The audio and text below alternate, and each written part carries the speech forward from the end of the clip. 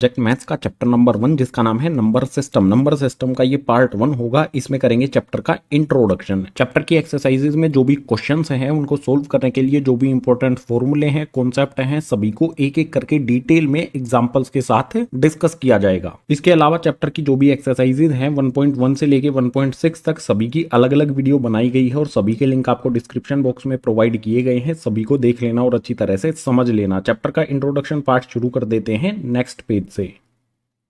Chapter का नाम है नंबर सिस्टम। तो कौन कौन से नंबर्स होते हैं सबसे पहले ये समझ लेते हैं। सबसे पहले आ जाएगा नेचुरल नंबर्स। कौन कौन से होते हैं नेचुरल नंबर्स? ये स्टार्ट होंगे गाइज 1 से, उसके बाद आएगा 2, उसके बाद आ जाएगा 3, उसके बाद आ जाएगा 4, उसके बाद आ जाएगा 5। इसके आगे भी ये कंटिन्यू रहेंगे, इनका कहीं भी अंत नहीं होगा। जहां तक भी आप इन्हें काउंट कर सकते हैं ये कंटिन्यू रहेंगे। इससे आगे हमारे पास आ जाता है होल नंबर्स। ये शुरू होते हैं 0 से, इसके बाद आता है 1, इसके बाद आता है 2, उसके बाद 3, उसके बाद 4, उसके बाद 5, उसके बाद 6 एंड ये भी कंटिन्यू रहेंगे, कभी भी खत्म नहीं होंगे। नेचुरल नंबर्स और होल नंबर्स में सिर्फ 0 का अंतर है। नेचुरल नंबर्स में 0 नहीं होता है, होल नंबर्स में 0 होता है। बाकी इसके आगे का सेम नेचुरल नंबर से ही हमारे आ जाते हैं। नेचुरल और होल नंबर्स के बाद आता है इंटीजर्स। इंटीजर्स गाइस दो तरह के होते हैं। एक होता है हमारा पॉजिटिव यानी कि प्लस वाले इंटीजर्स और एक होता है नेगेटिव यानी कि माइनस वाले इंटीजर्स। पॉजिटिव इंटीजर्स कौन से होते हैं? 1 से स्टार्ट होंगे, उसके बाद 2 आएगा, 3 आएगा, 4 आएगा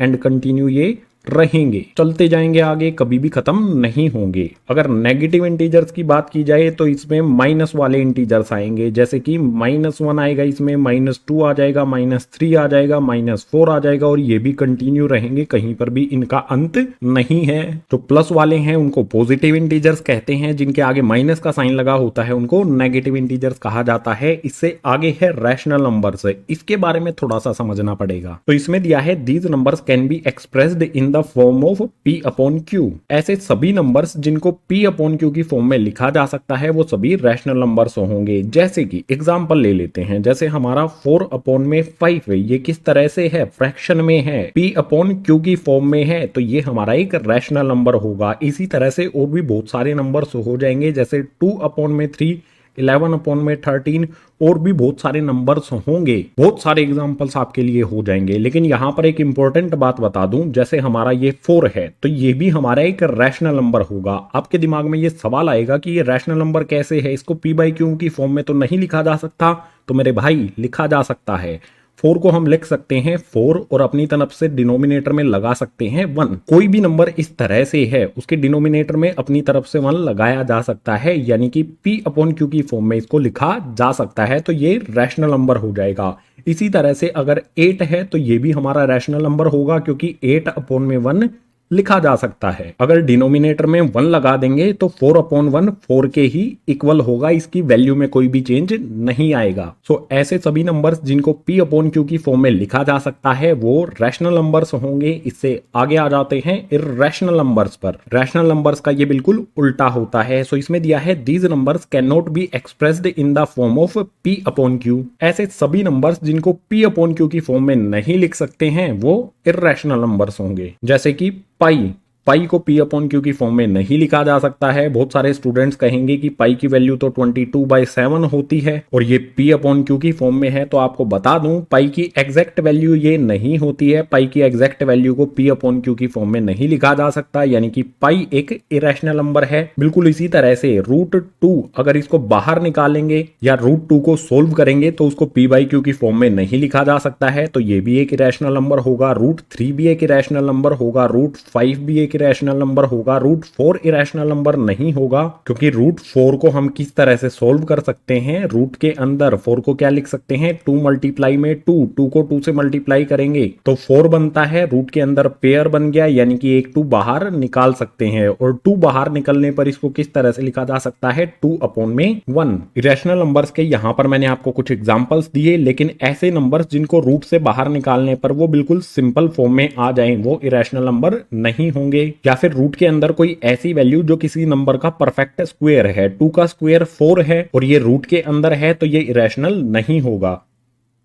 यहाँ पर 2 है, 3 है, 5 है, ये तीनों वैल्यूज किसी भी नंबर का परफेक्ट स्क्वायर नहीं है, तो ये हमारी इर्रेशनल होंगी। इरेशनल नंबर्स के बाद आ जाते हैं रियल नंबर्स पर। रियल नंबर्स में सब कुछ आ जाता है। पहले पढ़ लेते हैं क्या दिया है। It contain all rational and irrational numbers that can be represented on number line. आपको पता ही होगा, इस तरह से हमारी एक नंबर लाइन होती है, बीच में 0 होता है, इस तरफ 1 आता है, 2 आता है, उसके बाद और भी नंबर्स इस पे आगे कंटिन्यू रहते हैं। और जहां पर हमारा 0 है, इसके लेफ्ट साइड में -1 आता है, -2 आता है, -3 आता है, और भी नंबर्स इसमें कंटिन्यू इस तरफ रहते हैं। रियल नंबर्स में हमें कहा है कि इस नंबर लाइन पे जिस भी नंबर को रिप्रेजेंट किया जा सकता है वो सभी के सभी रियल नंबर्स होंगे। अब यहां पर देखो, नेचुरल नंबर्स 1 2 3 4 5 जो भी हैं उनको रिप्रेजेंट कर सकते हैं, यानी कि ये रियल नंबर्स होंगे। इसके बाद होल नंबर्स, इन सभी नंबर्स को भी नंबर लाइन पे रिप्रेजेंट किया जा सकता है, यानी कि ये भी हमारे रियल नंबर्स के अंदर ही आ जाते हैं। इसके बाद इंटीजर्स, पॉजिटिव वाले इस साइड में आ जाएंगे, नेगेटिव वाले इस साइड में आ जाएंगे। इंटीजर्स को भी इस नंबर लाइन पे शो किया जा सकता है, यानी कि ये भी रियल नंबर्स के अंदर आ जाएंगे। इसके बाद जो भी रैशनल नंबर्स हैं उनको भी इस नंबर लाइन पे शो किया जा सकता है। इर्रेशनल नंबर्स जो हैं उनको भी इस नंबर लाइन पे शो किया जा सकता है। तो नेचुरल नंबर्स से लेकर इरेशनल नंबर्स तक ये सभी के सभी रियल नंबर्स के अंदर ही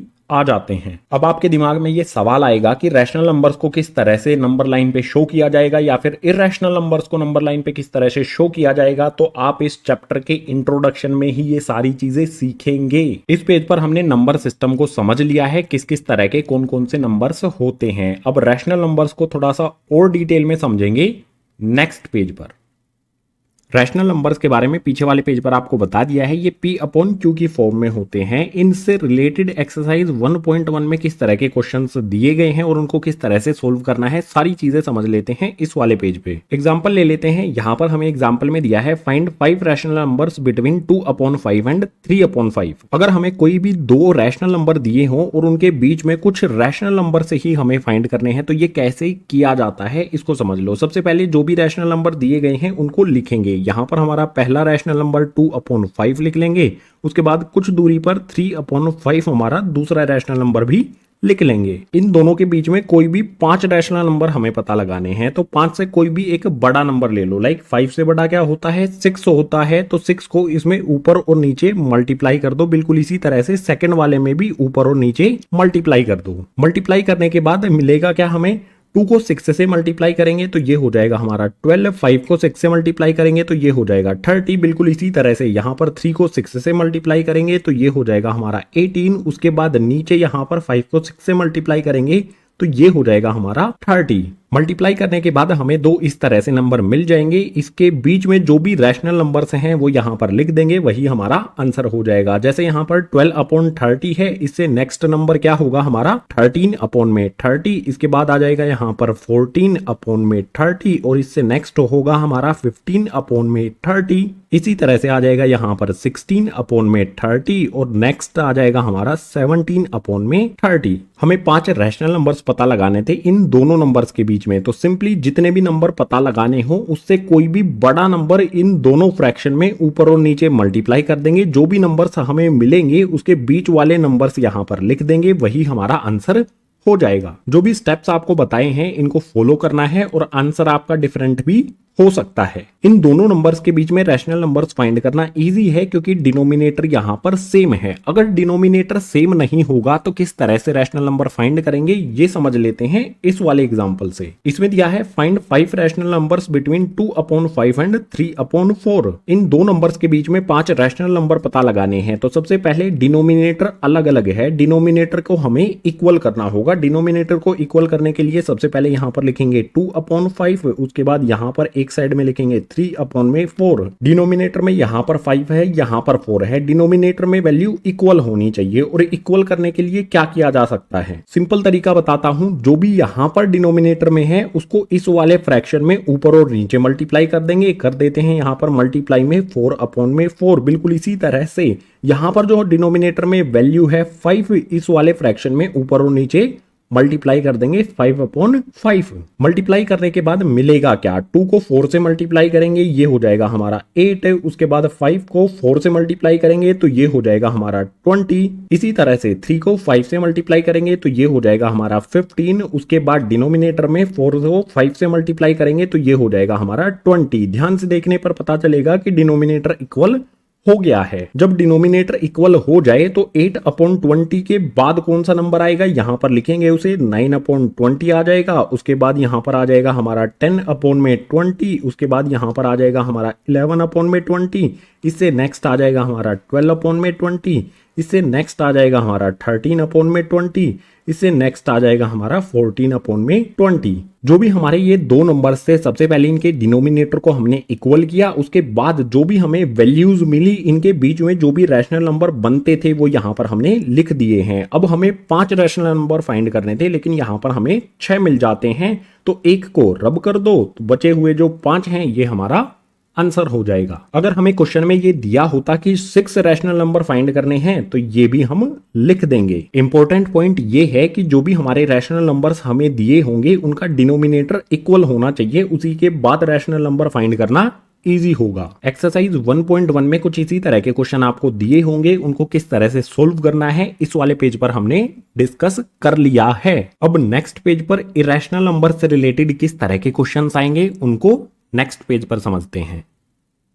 इरेशनल नंबर यानी कि ऐसे नंबर जिनको p/q की फॉर्म में नहीं लिखा जा सकता है, नहीं शो किया जा सकता है, वो सभी इरेशनल नंबर होंगे। ये आपको पीछे वाले पेजेस पर बता दिया गया था। इरेशनल नंबर से रिलेटेड एक्सरसाइज 1.2 में जो क्वेश्चंस आते हैं उन क्वेश्चंस को सोल्व करने के लिए जो भी कॉन्सेप्ट है उसको समझ लेते हैं एग्जाम्पल की हेल्प से। मान लीजिए हमें कोई इरेशनल नंबर दिया गया है और हमें बोला गया है कि इस इरेशनल नंबर को लोकेट करो नंबर लाइन पर। इसके लिए एग्जाम्पल यहां पर हमने लिया है locate √2 on the number line. √2 हमारा एक इरेशनल नंबर है, अगर इसको नंबर लाइन पे हमें शो करना है तो तरीका क्या होगा। या फिर √2 के अलावा अगर हमें कोई भी नंबर दिया गया है, जैसे √3 दिया गया है, ये भी एक इरेशनल नंबर है, √5 दिया गया है, ये भी एक इरेशनल नंबर है, √7 दिया गया है, ये भी एक इरेशनल नंबर है, इसके अलावा कोई भी इरेशनल नंबर है, इस तरह से उसको नंबर लाइन पे किस तरह से लोकेट करेंगे, कॉन्सेप्ट यहां पर समझना है हमें। इस कॉन्सेप्ट को समझने के लिए हमें जरूरत होगी ज्योमेट्री की, लेकिन ज्योमेट्री से पहले आपको एक सिंपल कॉन्सेप्ट समझा देता हूं। यहां पर सपोज कर लीजिए ये हमारा एक राइट एंगल्ड ट्राइंगल है, यानी कि इसमें एक 90 डिग्री का एंगल यहां पर बनता है। तो 90 डिग्री के अपोजिट में जो भी हमारी साइड है ये होती है हाइपोटेनियस, और जो नीचे वाली साइड होती है इसे कहा जाता है बेस, और जो ये खड़ी लाइन होती है इसे कहा जाता है परपेंडिकुलर। यहां से एक फॉर्मूला बनता है, इस फॉर्मूले को हमेशा याद रखना है। जो भी हमारी हाइपोटेनियस है ये हमारी हाइपोटेनियस हो गई, अगर हम इसका स्क्वायर करेंगे तो ये इक्वल होता है बेस के स्क्वायर प्लस में परपेंडिकुलर के स्क्वायर से, यानी कि बी का स्क्वायर प्लस में परपेंडिकुलर का स्क्वायर। कोई भी राइट एंगल्ड ट्राइंगल है उसके अपोजिट वाली साइड का अगर हम स्क्वायर करेंगे तो वो इक्वल होगा बची हुई दो साइड के स्क्वायर के सम के इक्वल। ये पाइथागोरस थ्योरम है। जो भी हमारे इरेशनल नंबर्स हैं इनको नंबर लाइन पे शो करने के लिए, लोकेट करने के लिए इस फॉर्मूले का इस्तेमाल किया जाएगा। तो आपको ये पता होना चाहिए, मैंने आपको पहले ही बता दिया है। अब जो भी हमारा ये √2 है इसको नंबर लाइन पे लोकेट करने के लिए हमें कंस्ट्रक्शन करनी होगी, जिसमें जो भी ज्योमेट्री के इक्विपमेंट्स हैं उनका इस्तेमाल करना होगा। सो कंस्ट्रक्शन इसकी करते हैं नेक्स्ट पेज पर, एक्सप्लेन भी करूंगा पॉइंट टू पॉइंट सारी चीजों को। √2 को नंबर लाइन पर हमें शो करना है। सो सबसे पहले हमें जरूरत होगी एक नंबर लाइन की। स्केल रखेंगे, एक लाइन इस तरह से ड्रॉ कर लेंगे, इस लाइन के किसी भी पॉइंट पर एक मार्क लगा देंगे इस तरह से, और इसको नाम दे देंगे O, या फिर कह सकते हैं इसे 0। इसके बाद फिर से हमें स्केल का यूज करना है। यहां पर रखा जाएगा स्केल, जो भी हमारा 0 वाला पॉइंट है इससे हर 1 इंच पर, यहां पर मैं यूज कर रहा हूं 1 यूनिट इक्वल्स टू में 1 इंच। हर 1 इंच पर यहां से यहां तक 1 इंच होता है तो यहां पे एक पॉइंट बना देंगे। इसी तरह से यहां तक 1 इंच होता है, पॉइंट बना देंगे। इसी तरह से लेफ्ट हैंड साइड में भी करेंगे। जो भी हमारा ये पॉइंट है इससे 1 इंच यहां पर हुआ और नेक्स्ट 1 इंच यहां पर हुआ। जो भी हमने पॉइंट्स बनाए हैं इनको नाम देंगे अभी। जो भी हमारा ये वाला पॉइंट होगा 0 से नेक्स्ट वाला पॉइंट हो जाएगा हमारा 1, इससे नेक्स्ट वाला पॉइंट हो जाएगा हमारा 2। ये नंबर लाइन है तो आगे ये कंटिन्यू रहेगी, इसीलिए ये एरो हमने लगा दिया। इसके बाद जो भी हमारा 0 है, इसे लेफ्ट साइड में जो भी हमारा ये पॉइंट है ये हो जाएगा -1, इससे लेफ्ट जो है ये हो जाएगा -2 और इस साइड में भी हमारी नंबर लाइन कंटिन्यू रहेगी। नंबर लाइन हमने बना ली है। अब √2 को शो करने के लिए जो भी हमारा 0 वाला पॉइंट है, इसे 1 unit distance right hand side पर हमारा 1 है, इस वाले पॉइंट पर 90 डिग्री का एंगल बनाएंगे। 90 डिग्री एंगल बनाने के लिए यूज करेंगे D वाले स्केल का। सो D वाला स्केल रखेंगे यहां पर और 90 डिग्री के लिए पॉइंट लगा देंगे। ये हमारा 90 डिग्री का एंगल होगा इस वाले पॉइंट पर। इसके बाद जो भी हमारा ये वाला पॉइंट है, यहां से 90 डिग्री एंगल बनाएंगे और जो भी एंगल की लाइन रहेगी वो 1 इंच की होनी चाहिए, यानी कि 1 यूनिट की होनी चाहिए। सो हमने स्केल रखा, ये हमारा 90 डिग्री का पॉइंट है, यहां से यहां तक होता है हमारा 1 इंच। जो भी हमने ये लाइन ड्रॉ की है ये 1 इंच है और 90 डिग्री वाले पॉइंट को मैच करके ड्रॉ की है। सो ये एंगल हो जाएगा 90 डिग्री का। जो भी हमारा ये वाला पॉइंट है इसको नाम दे देंगे C। अब जो भी हमारा O और C है इसको एक सीधी लाइन में ज्वाइन कर देंगे स्केल की हेल्प से। सो यहां पर मैं स्केल रखता हूं, O पॉइंट से C पॉइंट को एक सीधी लाइन में ज्वाइन कर देता हूं। जो भी हमारा O से C तक का डिस्टेंस है, O से C तक की जो लाइन है वो हो जाएगी हमारी √2। अब यहां पर एक पॉइंट ये आ जाता है कि जो भी हमारा OC है ये नंबर लाइन पर नहीं है, इसको नंबर लाइन पर लाने के लिए क्या करेंगे, उसके लिए जरूरत होगी हमें कंपास की। जो भी हमारा कंपास होगा उसको O वाले पॉइंट पर रखेंगे और ओपन कर लेंगे C वाले पॉइंट तक। इस पॉइंट तक ओपन करने के बाद यहां से एक आर्क ड्रॉ कर देंगे नंबर लाइन की तरफ। जहां पर भी ये नंबर लाइन को टच करेगी इस पॉइंट को नाम दे देंगे D।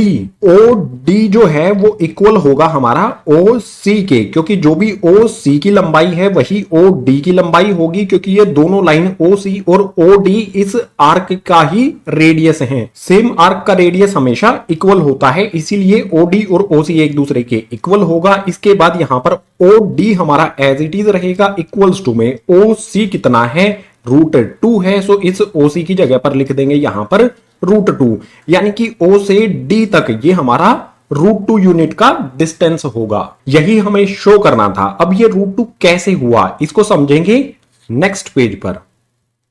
√2 को हमने इस तरह से कंस्ट्रक्ट करके नंबर लाइन पर शो किया है। अगर हमें ये प्रूव करना है कि OC जो हमारा है इसकी लेंथ √2 है, तो ये कैसे प्रूव किया जाएगा इसको भी समझ लेते हैं। राइट एंगल्ड ट्राइंगल से रिलेटेड मैंने आपको एक फॉर्मूला बताया था, हाइपोटेनियस का स्क्वायर करने पर वो इक्वल होता है बेस के स्क्वायर के प्लस में परपेंडिकुलर स्क्वायर के। जो भी हमारा ये ट्राइंगल है ये भी एक राइट एंगल्ड ट्राइंगल है, यानी कि इस पे ये फॉर्मूला अप्लाई किया जा सकता है। हम हाइपोटेनियस फाइंड करेंगे, यानी कि OC की लंबाई फाइंड करेंगे। इस वाले ट्राइंगल में हाइपोटेनियस हमारी OC है, तो इस हाइपोटेनियस की जगह पर हम पुट कर देंगे OC। हाइपोटेनियस का स्क्वायर है तो इसकी वैल्यू का भी स्क्वायर हो जाएगा। इसके बाद इक्वल्स का साइन लगा लेंगे। यहां पर है B², यानी कि बेस का स्क्वायर। जो भी हमारा 0 से 1 तक का डिस्टेंस है, कितना डिस्टेंस लिया था हमने, यहां से यहां तक हमारा डिस्टेंस था 1 यूनिट या फिर कह सकते हैं 1 इंच। इस ट्राइंगल का जो भी ये बेस है इसकी वैल्यू है 1 इंच। सो इस B यानी कि बेस की जगह पर इसकी वैल्यू पुट करेंगे जो कि है 1, बेस का स्क्वायर है तो इसकी वैल्यू का भी स्क्वायर हो जाएगा। इसके बाद प्लस का साइन लगा लेंगे। यहां पर है हमारे पास है परपेंडिकुलर का स्क्वायर। इस वाले ट्राइंगल में हमारा परपेंडिकुलर क्या है, जो भी हमारा ये पॉइंट है इस पे जो ये वर्टिकल लाइन है ये हमारा परपेंडिकुलर है और ये हमने कितना ड्रॉ किया था, ये भी हमारा नंबर लाइन से लेकर C पॉइंट तक 1 इंच ही था, यानी कि इस परपेंडिकुलर की जो भी वैल्यू है वो 1 होगी। सो इस P यानी कि परपेंडिकुलर की जगह पर इसकी वैल्यू 1 पुट करेंगे। परपेंडिकुलर का स्क्वायर है तो इसकी वैल्यू का भी स्क्वायर करेंगे। अब इसे सोल्व करेंगे तो जो भी हमारा हाइपोटेनियस यानी कि OC है इसकी वैल्यू हमें पता चलेगी। सोल्व करते हैं इसे, तो इस साइड में हमारा OC square as it is रहेगा इक्वल्स टू में 1 का स्क्वायर, इसका मतलब होगा 1 को 1 से मल्टीप्लाई करना। 1 को 1 से मल्टीप्लाई करेंगे 1 ही रहेगा, प्लस का साइन लगाएंगे। यहां पर भी 1 का स्क्वायर है तो ये भी हमारा 1 रहेगा। इससे नेक्स्ट यहां पर OC का स्क्वायर एज इट इज आ जाएगा इक्वल्स टू में यहां पर 1 प्लस में 1 ये हो जाएगा हमारा 2।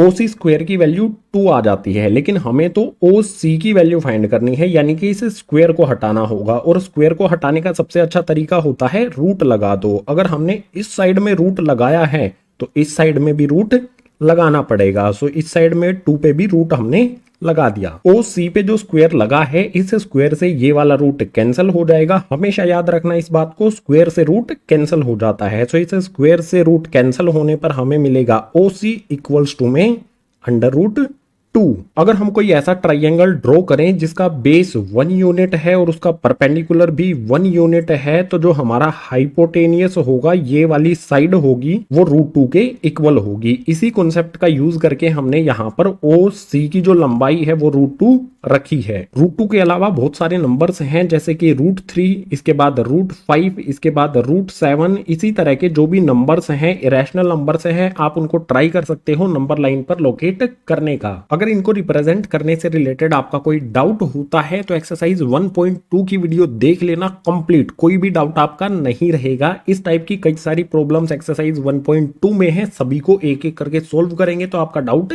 क्लियर हो जाएगा। सो इरेशनल नंबर को नंबर लाइन पर किस तरह से रिप्रेजेंट करना है ये भी हमने समझ लिया है, और जो भी हमारी वैल्यू आएगी नंबर लाइन पर वो कैसे आई है ये भी हमने समझ लिया है। इसी के साथ ये वाला कॉन्सेप्ट हो जाता है कंप्लीट। अब नेक्स्ट पेज पर इंट्रोडक्शन का जो नेक्स्ट कॉन्सेप्ट है डेसिमल एक्सपेंशन, उसको स्टार्ट करते हैं।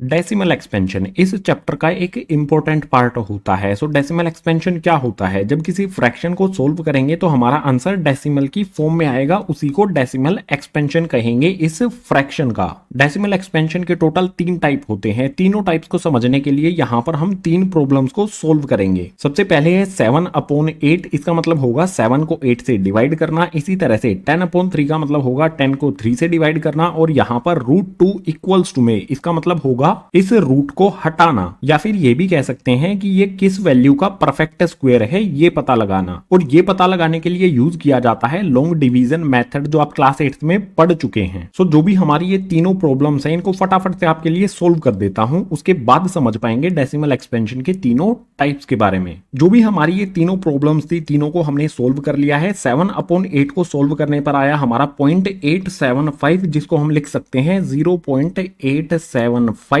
इसका डेसिमल एक्सपेंशन होगा ये। बिल्कुल इसी तरह से 10/3 को जब हमने सोल्व किया तो हमारा आंसर आया 3.33। इसमें 3 रिपीट होता रहेगा, आप इसको देख सकते हो। 10 में से 9 को माइनस करेंगे 1 आ जाएगा, 0 लगाएंगे, फिर से 3 के टेबल में 3 टाइम्स पर आ जाएगा 9, फिर से करेंगे 1 आ जाएगा, फिर 9 आएगा, फिर 1 आ जाएगा, इसके पीछे 0 लगाएंगे, फिर 3 3 9 आ जाएगा। और ये कैलकुलेशन हमारी कंटिन्यू रहेगी, कभी भी ये कैलकुलेशन कंप्लीट नहीं होगी, यानी कि हमारा आंसर 3.3333 चलता रहेगा, कभी भी ये एंड नहीं होगा। इसके बाद जो भी हमारा ये √2 है, इसको सोल्व करेंगे लॉन्ग डिवीजन मेथड से, तो हमारा आंसर कुछ इस तरह से आएगा 1.414। यहां तक ही हमने कैलकुलेट किया है, उसमें कुछ भी रिपीट नहीं होगा। इसके आगे सोल्व करेंगे तो यहां पर आ जाएगा 2, उसके बाद आ जाएगा 1, उसके बाद आ जाएगा 3, उसके बाद आएगा 5, उसके बाद आएगा 6, उसके बाद आएगा 2, उसके बाद आएगा 3, उसके बाद 7। इस कैलकुलेशन में जो भी हमारा आंसर आएगा उसमें कोई भी पैटर्न या फिर कोई भी वैल्यू रिपीट नहीं होगी, और जो भी हमारी ये कैलकुलेशन है ये कंटिन्यू रहेगी, इसका कहीं पर भी एंड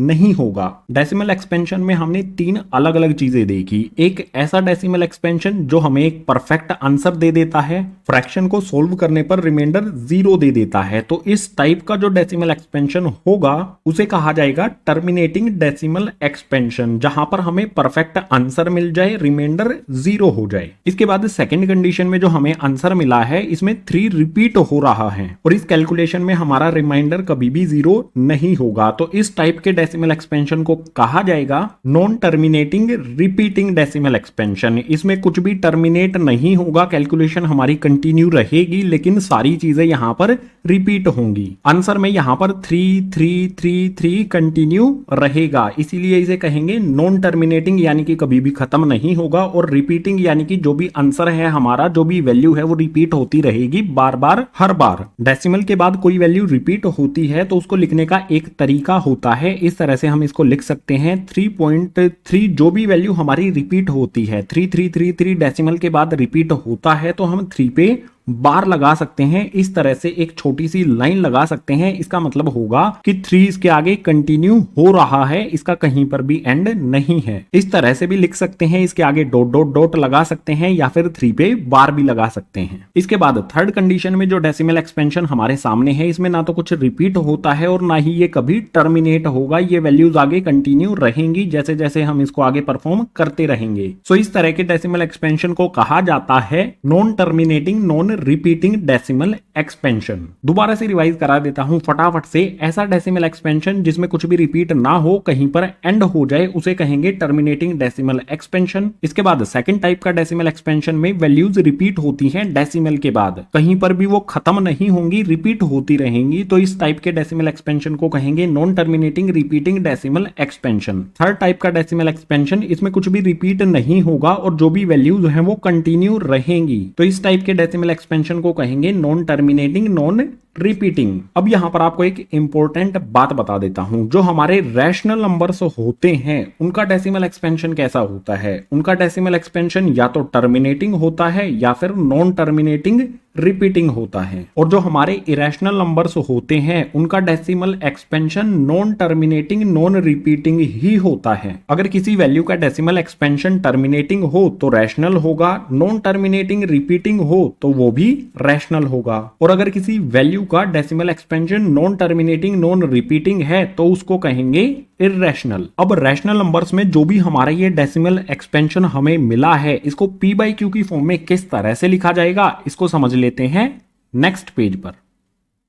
टर्मिनेटिंग डेसिमल एक्सपेंशन और non terminating repeating decimal expansion, अगर हम उन दोनों डेसिमल एक्सपेंशंस को p बाई क्यू की फॉर्म में लिखना चाहें तो कैसे लिखेंगे, ये समझना है हमें इस वाले पेज पर। पहले टर्मिनेटिंग डेसिमल एक्सपेंशन को समझ लेते हैं। सो पीछे वाले पेज पर टर्मिनेटिंग डेसिमल एक्सपेंशन था 0.875। इसको p बाई क्यू की फॉर्म में लिखने के लिए क्या करेंगे, ये आपको पहले से आता होगा, मुझे ये उम्मीद है आपसे। अगर नहीं आता है तो बहुत आसान है, जो भी हमारे डेसिमल के बाद की वैल्यूज हैं उनको लिख लेंगे यहां पर 875 और इसके डिनोमिनेटर में हम लिखेंगे 1। उसके बाद हमें आना है इस वाली वैल्यू पर। डेसिमल के बाद कितनी वैल्यूज यहां पर आती हैं, कितनी डिजिट्स आती हैं, 1 2 3। 1 लिखने के बाद जितनी भी डिजिट्स आती हैं उतनी ही यहां पर 0 लगा दी जाएंगी। 3 वैल्यूज यहां पर हैं तो 3 0 हमने लगा दी हैं। डेसिमल के बाद अगर 2 वैल्यूज होंगी तो 2 0 लगेंगी, 1 वैल्यू होगी तो 1 0 लगेगी। डेसिमल के बाद जितनी भी वैल्यूज होंगी उतनी ही 0 1 के पीछे हम लगाएंगे। इसके बाद ऊपर और नीचे वाली वैल्यूज को कैंसिल करेंगे। 125 के टेबल में 7 टाइम्स पर आ जाता है 875। उसके बाद 125 के टेबल में 8 टाइम्स पर आता है 1000। अगर आपको 125 का टेबल नहीं आता है तो आप इसे छोटी वैल्यू से भी कैंसिल कर सकते हैं। 5 से ट्राई कर सकते हैं, 25 से ट्राई कर सकते हैं। जब आप कंप्लीट कैंसिल कर लेंगे तो ऊपर 7 मिलेगा, नीचे 8 मिलेगा। जो भी हमारा ये डेसिमल एक्सपेंशन है इसकी p बाई क्यू की फॉर्म हो जाएगी 7 अपॉन में 8। और जब हम 7 को 8 से डिवाइड करेंगे तो आपको पता है यही हमें डेसिमल एक्सपेंशन मिल जाएगा 0.875। तो कोई भी टर्मिनेटिंग डेसिमल एक्सपेंशन हो उसको p बाई क्यू की फॉर्म में इस तरह से लिखा जा सकता है। और कोई भी हमारा फ्रैक्शन हो तो उसको डेसिमल एक्सपेंशन में कैसे चेंज करना है ये मैंने आपको पीछे वाले पेज पर बता दिया था। टर्मिनेटिंग डेसिमल एक्सपेंशन के लिए बहुत इजी है, लेकिन non terminating repeating decimal expansion हो उसको p बाई क्यू की फॉर्म में कैसे लिखना है, इसको समझने के लिए एक एग्जांपल लेंगे। यहां पर एग्जांपल में है एक्सप्रेस 0.3 इक्वल्स टू में 0.33 and so on in the form of p by Q. जो भी हमारा 0.333 है इसको p बाई क्यू की फॉर्म में लिखना है हमें। ये किस तरह का डेसिमल एक्सपेंशन है,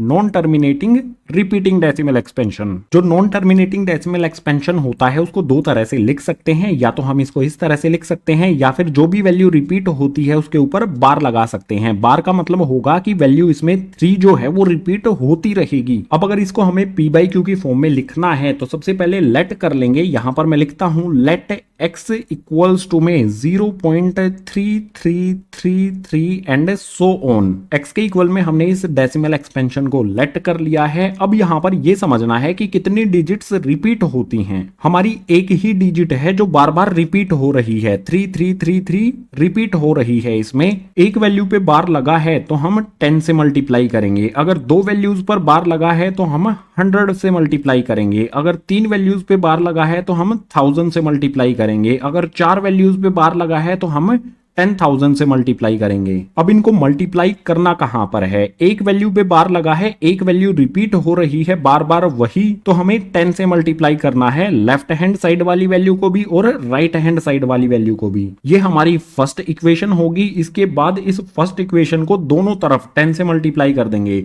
यहां पर x है, 10 से मल्टीप्लाई करेंगे तो ये हो जाएगा हमारा 10x, इक्वल्स का साइन लगा लेंगे, 0.333 एंड सो ऑन। इसको 10 से मल्टीप्लाई करेंगे तो जो ये डेसिमल है ये इस तरफ शिफ्ट हो जाएगा। 10 से मल्टीप्लाई करने पर हमें मिलेगा 3.3333 एंड सो ऑन। ये हमारी सेकंड इक्वेशन हो जाएगी। अब जो भी हमें सेकंड इक्वेशन मिली है, इस सेकंड इक्वेशन में से फर्स्ट इक्वेशन को माइनस करेंगे। सो सेकंड इक्वेशन को यहां पर ऊपर लिख लेता हूं, 10x इक्वल्स टू में 3.3333 एंड सो ऑन। इसमें से हमें फर्स्ट इक्वेशन को माइनस करना है, तो जो भी हमारी ये फर्स्ट इक्वेशन है इसके नीचे यहां पर लिख देता हूं। फर्स्ट इक्वेशन है हमारी x इक्वल्स टू में 0.3333 एंड सो ऑन। माइनस करना बहुत सिंपल है। पहले लेफ्ट हैंड साइड वाली टर्म्स को देख लेते हैं। 10x में से x को माइनस करेंगे तो मिलेगा हमें यहां पर 9x, इक्वल्स का साइन लगा लेंगे। उसके बाद 3 में से 0 को माइनस करेंगे तो यहां पर आ जाएगा हमारा 3।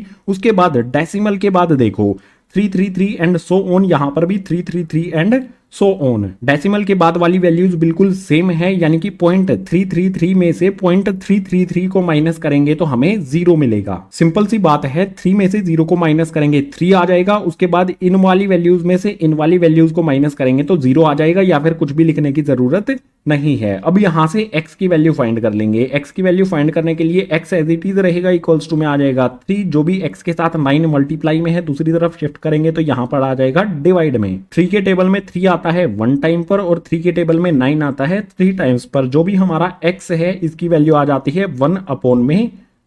स्टार्टिंग में हमने लेट किया था कि ये x के इक्वल है। ये डेसिमल एक्सपेंशन है, नॉन टर्मिनेटिंग रिपीटिंग, x के इक्वल है और x की वैल्यू हमें मिलती है 1/3, यानी कि इस डेसिमल एक्सपेंशन की p/q वाली फॉर्म हो जाएगी 1/3।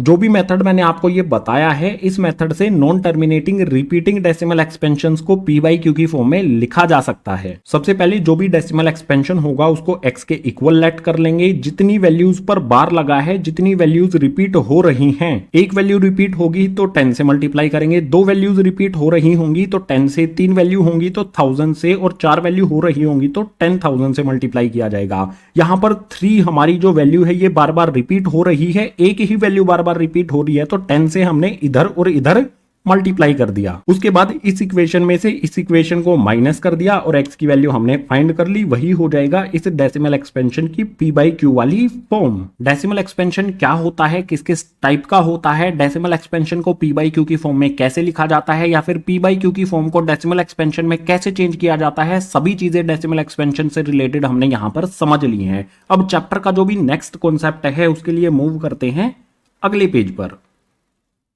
Representing real numbers on number line. किसी भी रियल नंबर को नंबर लाइन पे शो किस तरह से किया जाएगा, रिप्रेजेंट किस तरह से किया जाएगा, इसको समझने के लिए एक एग्जांपल ले लेते हैं। जो स्टेप्स हम एग्जांपल में फॉलो करेंगे, क्वेश्चंस में भी आप यही स्टेप फॉलो करना। बिल्कुल सिंपली रिप्रेजेंट हो जाएगा कोई भी रियल नंबर नंबर लाइन पर। एग्जाम्पल में हमारे पास यहाँ पर है represent 5.37 on number line up to 5 decimal places. हमें एक नंबर दिया गया है 5.37। ध्यान से देखोगे तो 37 के ऊपर बार भी लगा है। इस नंबर को 5 डेसिमल प्लेसेस तक हमें किसी भी नंबर लाइन पर शो करना है, रिप्रेजेंट करना है। सबसे पहले जो भी हमारा ये नंबर है इसको 5 डेसिमल प्लेसेस तक लिखेंगे, और 5 डेसिमल प्लेसेस तक हमारा नंबर क्या बनेगा एक साइड में यहां पर लिख लेते हैं। नंबर हो जाएगा हमारा सबसे पहले तो 5.37 यहां पर लिखेंगे। जो भी हमारा डेसिमल है उसके बाद यहां पर 5 नंबर्स आने चाहिए, और यहां पर 37 के ऊपर बार लगा है, इसका मतलब है कि यहां पर 37 रिपीट होगा। 37 के बाद फिर से आ जाएगा जाएगा 37। देखो यहाँ पर कितने डिजिट हो गए हैं, 4 डिजिट हो गए हैं डेसिमल के बाद। हमें कितने चाहिए,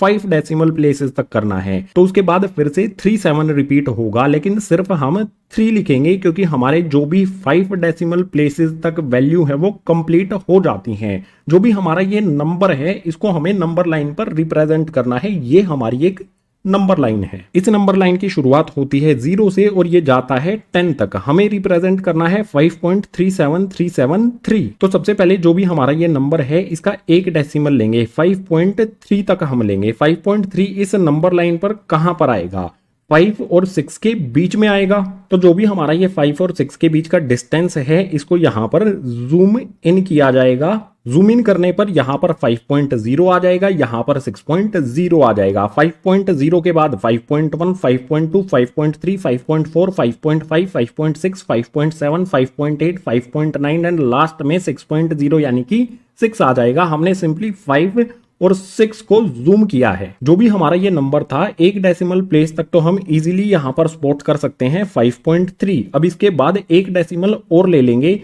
यहां पर हमारा नंबर हो जाएगा 5.37। 5.37 कहां पर आएगा, 5.3 और 5.4 के बीच में। तो जो भी हमारा ये 5.3 है और 5.4 का गैप है, इस गैप को जूम करेंगे। 5.3 यहां पर हो जाएगा 5.30 और 5.4 हो जाएगा यहां पर 5.40। बीच में आ जाएगा 5.31, 5.32, 5.33। इसी तरह से और नंबर्स यहां पर आ जाएंगे। हमें कौन सा नंबर चाहिए, 5.37। तो इजीली यहां पर स्पॉट किया जा सकता है, ये है हमारा 5.37। 5.37 मिलने के बाद एक डिजिट और बढ़ा के चलेंगे इसमें, जो हो जाएगा हमारा नंबर 5.373। उसके लिए क्या करना होगा, जो भी हमारा 5.37 है इसको और इससे नेक्स्ट वाले को जूम करेंगे। जूम करने के लिए पेज को थोड़ा सा ऊपर कर लेता हूं। 5.37 और 5.38 को यहां पर जूम करेंगे। 5.37 हो जाएगा हमारा 5.370 और 5.38 हो जाएगा हमारा 5.380।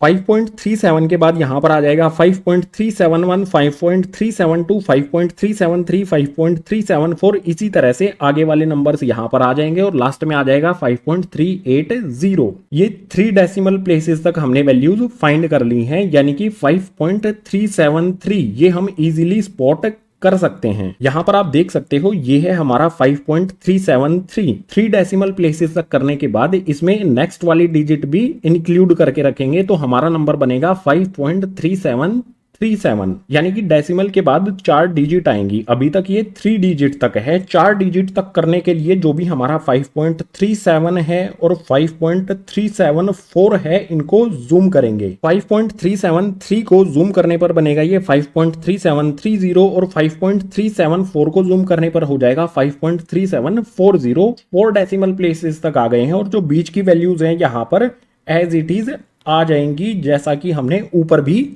किया था। 4 डेसिमल प्लेसेस तक हमारा नंबर होता है 5.3737। इसे इजीली यहां पर स्पॉट किया जा सकता है। 4 डेसिमल प्लेसेस तक जो भी हमारा नंबर है 5.3737 उसको तो इजीली यहां पर स्पॉट किया जा सकता है। इससे नेक्स्ट एक स्टेप और करेंगे तो हमारा पूरा का पूरा नंबर 5 डेसिमल प्लेसेस तक नंबर लाइन पर हम शो इसे कर देंगे। और उसको शो करने के लिए पेज को फिर से थोड़ा सा ऊपर करेंगे। 4 डेसिमल प्लेसेस तक हमारा नंबर होता है 5.3737 जो यहां पर हमारा आ जाता है। अब जो भी हमारा ये वाला नंबर है और इससे नेक्स्ट वाला नंबर है इसको जूम करेंगे। यहां पर 5.3737 को जूम करेंगे तो ये हो जाएगा 5.37370 और 5.3738 को जूम करेंगे तो ये हो जाएगा 5.37380। इसके बीच वाले नंबर्स 5.37371 उसके बाद 5.37372 आ जाएगा। इसी तरह से आगे के नंबर्स यहां पर आ जाएंगे। हमें हमारा ये वाला नंबर ढूंढना है 5.37373। तो यहां पर आप देखिए 5.37373 यही नंबर हमें नंबर लाइन पर शो करना था। सो सक्सेसिव मैग्निफिकेशन से जो भी हमारा नंबर था 5.373 इसको हमने नंबर लाइन पर रिप्रेजेंट कर दिया है। जो हमारा ये वाला पॉइंट है इस पॉइंट पर ये हमारा नंबर है 5.373। 373। कभी भी हमें कोई नंबर दिया गया है इस तरह से और बोला जाए कि 3 डेसिमल प्लेसेस तक, 4 डेसिमल प्लेसेस तक, 5 डेसिमल प्लेसेस तक या फिर और ज्यादा डेसिमल प्लेसेस तक इस नंबर को हमें नंबर लाइन पर शो करना है, तो इस वाले मेथड से आप उस नंबर को नंबर लाइन पर शो कर सकते हैं। एक्सरसाइज 1.4 में आपको इस कॉन्सेप्ट से रिलेटेड क्वेश्चंस मिलेंगे। बिल्कुल इजी कॉन्सेप्ट है, स्टेप बाय स्टेप आपको चलना है और जो भी हमारा नंबर होगा उसको नंबर लाइन पर शो कर देना है। मेथड का नाम भी मैंने आपको बता दिया है, सक्सेसिव मैग्निफिकेशन। नंबर सिस्टम का ये इजी सा कॉन्सेप्ट हो जाता है कंप्लीट। अब नेक्स्ट जो कॉन्सेप्ट होगा इस इंट्रोडक्शन पार्ट का, उसके लिए मूव करते हैं नेक्स्ट पेज पर। इंट्रोडक्शन में नेक्स्ट कॉन्सेप्ट आता है ऑपरेशन ऑन रियल नंबर्स। जब भी रियल नंबर्स को ऐड करेंगे, सब्ट्रैक्ट करेंगे, मल्टीप्लाई करेंगे, डिवाइड करेंगे तो कुछ पॉइंट्स का हमें ध्यान रखना है। ये कौन कौन से पॉइंट्स हैं एग्जांपल की हेल्प से समझ लेते हैं। सबसे पहले देख लेते हैं किसी भी रियल नंबर को ऐड करें या सब्ट्रैक्ट करें तो क्या पॉइंट हमें ध्यान में रखने हैं। इसके लिए एग्जाम्पल है हमारे पास ऐड 2√2 प्लस में 5√3 एंड √2 माइनस में 3√3। हमारे पास एक वैल्यू ये है और एक वैल्यू ये है, इन दोनों को हमें ऐड करना है। ऐड करने के लिए सिंपली यहां पर लिखा जाएगा जो भी हमारी फर्स्ट वाली वैल्यू है 2√2 प्लस में 5√3, इसके बाद प्लस का साइन लगा लेंगे। हमें इन दोनों को ऐड करना है तो प्लस का साइन आ जाएगा। इसके बाद ये वाली वैल्यू हमारी इसके आगे आ जाएगी √2 माइनस में 3√3। जब भी आप रियल नंबर्स को ऐड करेंगे या सब्ट्रैक्ट करेंगे, सबसे पहला पॉइंट ध्यान में क्या रखना है, यहां पर देखो 2√2 दिया गया है, इसमें हम कौन सी वैल्यू ऐड कर सकते हैं या कौन सी वैल्यू सब्ट्रैक्ट कर सकते हैं। जिस वैल्यू के साथ √2 दिया गया हो इस इक्वेशन में कहीं पर भी 2√2 को इस वाले रूट में ऐड किया जा सकता है या सब्ट्रैक्ट किया जा सकता है। अगर इनके बीच में प्लस का साइन बनेगा तो ऐड कर देंगे, अगर इनके बीच में माइनस का साइन बनेगा तो सब्ट्रैक्ट कर देंगे। जो भी हमारी ये दोनों टर्म्स हैं इनको इकट्ठा लिख लेते हैं। यहां पर ये आ जाएगा हमारा 2√2, उसके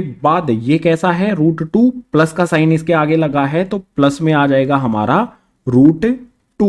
इसके बाद यहां पर है 5√3, यहां पर √3 है तो इस टर्म को किसी ऐसी वैल्यू में या तो ऐड कर सकते हैं या सब्ट्रैक्ट कर सकते हैं जिसमें √3 हो। जैसे यहां पर √3 है, 3√3 है, 5√3 को इसमें ऐड या फिर सब्ट्रैक्ट किया जा सकता है। सो यहां पर लिख लेते हैं प्लस का 5√3 है, उसके बाद जो भी हमारा ये वाली वैल्यू है इसके आगे है माइनस का साइन यानी कि माइनस में 3√3। अगर हमें रियल नंबर्स को ऐड करना है या सब्ट्रैक्ट करना है तो ध्यान में ये बात रखना कि जो भी रूट के अंदर वैल्यू है दूसरी टर्म में भी अगर वही वैल्यू है तो उनको ऐड किया जा सकता है या उनको सब्ट्रैक्ट किया जा सकता है। बीच में जो भी साइन होगा वही ऑपरेशन हम करेंगे। 2√2 में √2 ऐड कर देंगे तो ये हो जाएगा हमारा गाइज 3√2। इन दोनों को ऐड करने पर 3√2 आ गया। इसके बाद इनको सोल्व करेंगे, √3 दोनों में है तो सब्ट्रैक्ट किया जा सकता है। 5√3 में से 3√3 को माइनस करेंगे। इजी तरीका बताऊं आपको, 5 में से 3 को माइनस कर लो। 5 में से 3 को माइनस करेंगे तो यहां पर हमें मिलेगा 2। उसके बाद जो भी हमारा ये √3 है ये कॉमन यहां पर लिख दो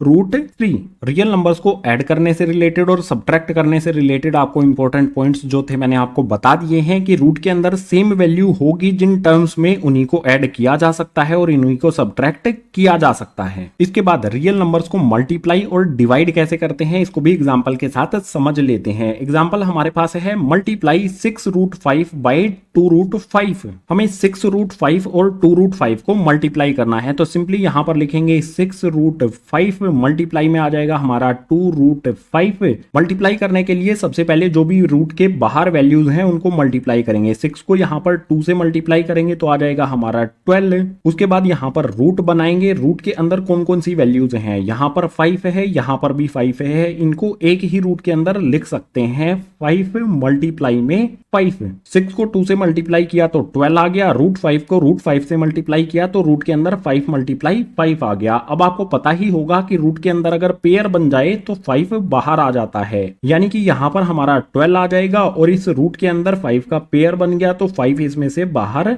आ जाएगा। जब भी रूट के अंदर पेयर बनता है तो रूट हट जाता है और इनमें से एक वैल्यू बाहर आ जाती है। अब यहां पर 12 को 5 से मल्टीप्लाई करेंगे तो ये हो जाएगा 60। जो भी हमारी ये प्रॉब्लम थी इसका आंसर हो गया यहां पर 60। अब कुछ चीजें और यहां पर आपको एक्सप्लेन कर देता हूं। सपोज कीजिए हमें कोई वैल्यू दी गई है 2√2, मल्टीप्लाई में दिया गया है 3√5। 5। यहाँ पर क्या है, रूट के अंदर अलग अलग वैल्यूज हैं, इनको भी मल्टीप्लाई किया जा सकता है। ऐड और सब्ट्रैक्ट करने के लिए रूट के अंदर सेम वैल्यू होना जरूरी है, लेकिन मल्टीप्लाई करते समय ये जरूरी नहीं है। अगर इसको सोल्व करेंगे तो सबसे पहले 2 को 3 से मल्टीप्लाई कर लेंगे, 2 3 जा हो जाएगा 6। उसके बाद एक बड़ा सा रूट बना देंगे जिसके अंदर ये दोनों वैल्यूज आ जाएंगी। रूट 2 को रूट 5 से मल्टीप्लाई करेंगे तो रूट के अंदर आ जाएगा 2 मल्टीप्लाई में 5। इसको सोल्व करेंगे 6, रूट के अंदर क्या होगा, 2 को 5 से मल्टीप्लाई करेंगे तो ये हो जाएगा 10। मल्टीप्लाई वाला कॉन्सेप्ट हमने समझ लिया है, अब एक डिवाइड वाला कॉन्सेप्ट समझ लेते हैं। सपोज कीजिए हमें वैल्यू दी गई है 8 रूट 15, रूट के अंदर 15 दिया गया है, इसको हमें डिवाइड करना है 2 रूट 3 से। तो हमारा आंसर क्या आएगा, किस तरह से इसको डिवाइड करेंगे। सबसे पहले 2 से 8 को कैंसिल किया जा सकता है, 2 4 जा होता है 8। उसके बाद रूट के अंदर जो वैल्यू है उससे रूट के अंदर वाली वैल्यू को कैंसिल किया जा सकता है। यहां पर 3 है, यहां पर 15 है, 3 के टेबल में 15 आता है, यानी कि 3 5 जा हो जाएगा 15। सोल्व करने के बाद हमारा आंसर क्या आएगा, 4 मिलेगा। ऊपर हमें रूट के अंदर क्या मिला, इसको कैंसिल करने के बाद 5 आ जाता है, तो यहां पर आ जाएगा हमारा रूट 5। उसके बाद डिनोमिनेटर में चेक करो, ये वाली वैल्यू भी कैंसिल हो गई, ये वाली वैल्यू भी कैंसिल हो गई, तो डिनोमिनेटर में कुछ भी नहीं मिलेगा। जो भी हमारे रियल नंबर्स हैं उनको ऐड, सब्ट्रैक्ट, मल्टीप्लाई और डिवाइड करने के लिए कुछ इंपॉर्टेंट पॉइंट्स यहां पर मैंने आपको बता दिए हैं। अब इसे नेक्स्ट कॉन्सेप्ट जो है उसके लिए मूव करते हैं अगले पेज पर। रैशनल नंबर और इरेशनल नंबर से रिलेटेड आपको 3 पॉइंट ध्यान में रखने होंगे। कौन कौन से 3 पॉइंट हैं, तीनों के तीनों यहां पर दिए गए हैं, एक एक करके समझ लेते हैं। सबसे पहले पॉइंट में दिया है द सम और difference of a rational number and an irrational number is irrational. Suppose कीजिए हमारे पास एक रैशनल नंबर है, एक इरेशनल नंबर है। अगर दोनों को ऐड करें या फिर दोनों का डिफरेंस फाइंड करें यानी कि माइनस करें तो हमें रिजल्ट में इरेशनल नंबर ही मिलेगा। इसको सिंपल तरीके से समझा देता हूं। सपोज कर लीजिए हमारे पास आर से कोई रैशनल नंबर है, आई से कोई इरेशनल नंबर है। रैशनल और इरेशनल को ऐड करेंगे तो रिजल्ट में जो नंबर मिलेगा हमें वो इरेशनल होगा। बिल्कुल इसी तरह से अगर डिफरेंस फाइंड करेंगे, सपोज कीजिए कोई रैशनल नंबर है, इसमें से हम इरेशनल को सब्ट्रैक्ट करेंगे तो रिजल्ट में यहां पर भी इरेशनल नंबर ही हमें मिलेगा, या फिर इरेशनल नंबर में से रैशनल नंबर को सब्ट्रैक्ट करेंगे तो भी हमें इरेशनल नंबर ही मिलेगा। ये हमें फर्स्ट पॉइंट बताता है। अब इससे रिलेटेड एग्जांपल भी आपको दे देता हूं। 2 हमारा एक रैशनल नंबर है, अगर इसमें हम ऐड कर दें रूट 3 जो कि इरेशनल नंबर है तो ये हमारा जो कंप्लीट नंबर बना है बॉक्स के अंदर ये इरेशनल होगा। रैशनल नंबर प्लस में इरेशनल नंबर हमेशा इरेशनल नंबर होता है। इसी तरह से 2 प्लस में रूट 3 की बजाय हम 2 माइनस में रूट 3 करें तो भी ये हमारा इरेशनल नंबर ही होगा, क्योंकि रैशनल नंबर में से इरेशनल नंबर को माइनस करने पर जो रिजल्ट है वो इरेशनल नंबर ही ये हमारा होगा। इसके बाद नेक्स्ट पॉइंट में दिया है द प्रोडक्ट और quotient of a non zero rational number with an irrational number is irrational. हमारे पास एक रैशनल नंबर है और एक इरेशनल नंबर है। अगर उन दोनों का प्रोडक्ट किया जाए यानी कि रैशनल नंबर मल्टीप्लाई में इरेशनल नंबर करेंगे तो रिजल्ट में हमें इरेशनल नंबर मिलेगा। इसी तरह से अगर रैशनल नंबर और इरेशनल नंबर को डिवाइड किया जाए, कंडीशन हमें कुछ इस तरह से दी हो, रैशनल नंबर डिवाइड में इरेशनल नंबर, तो रिजल्ट में हमें इरेशनल नंबर ही मिलेगा। या फिर इस तरह से भी हो सकता है इरेशनल नंबर अपॉन में रैशनल नंबर, तो भी हमारा ये इरेशनल होगा। और यहां पर एक बात और ध्यान रखनी है, जो भी हमारा रैशनल नंबर होगा इन तीनों कंडीशन में वो जीरो नहीं होना चाहिए। इसका एग्जांपल दे देता हूं। जैसे हमारे पास 2 है, इसमें मल्टीप्लाई कर देंगे रूट 3। हमने क्या किया, एक रैशनल नंबर में इरेशनल नंबर मल्टीप्लाई कर दिया तो ये हमारा नंबर बन गया इरेशनल। बिल्कुल इसी तरह से अगर हमारा यहां पर 2 है, डिनोमिनेटर में यहां पर 3 है, ऊपर रैशनल नंबर है, नीचे इरेशनल नंबर है, तो ये हो जाएगा हमारा इरेशनल नंबर जो भी बॉक्स के अंदर है। जो भी सेकंड पॉइंट में कंडीशन थी उससे रिलेटेड एग्जांपल भी मैंने आपको दे दिए हैं। तो आ जाते हैं थर्ड पॉइंट पर। इसमें है if we add, subtract, multiply और divide two irrational the result में बी रैशनल और इरेशनल। हमारे पास 2 इरेशनल नंबर हैं, अगर उनको ऐड करें, सब्ट्रैक्ट करें, मल्टीप्लाई करें या डिवाइड करें तो जो रिजल्ट में नंबर मिलेगा वो रैशनल भी हो सकता है और इरेशनल भी हो सकता है। सिंपल टर्म्स में आप इसे इस तरह से समझ सकते हैं, इरेशनल मल्टीप्लाई में इरेशनल जब करेंगे तो ये नंबर हमारा रैशनल भी हो सकता है या फिर इरेशनल भी हो सकता है, या फिर इरेशनल प्लस में इरेशनल करेंगे तो ये हमारा रैशनल भी हो सकता है और इरेशनल भी हो सकता है। इसी तरह से इरेशनल प्लस में इरेशनल करेंगे तो ये हमारा इस कंडीशन में भी रैशनल या फिर इरेशनल हो सकता है। और इसी तरह से इरेशनल डिवाइड बाय